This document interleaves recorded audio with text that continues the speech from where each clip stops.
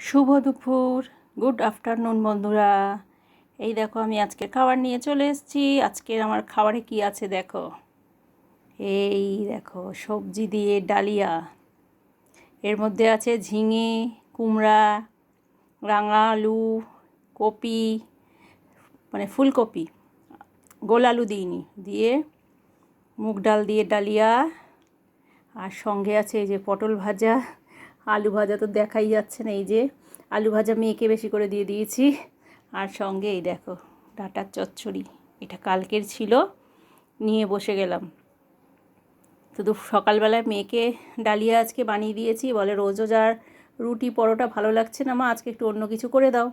তাই আজকে ডালিয়া করে দিয়েছি, সঙ্গে আমিও নিয়ে নিয়েছি। এই যে, তো আজকে দুপুরের খাওয়াটা কেমন হয়েছে তোমরা একটু কমেন্ট করে বলো বন্ধুরা, ঠিক আছে?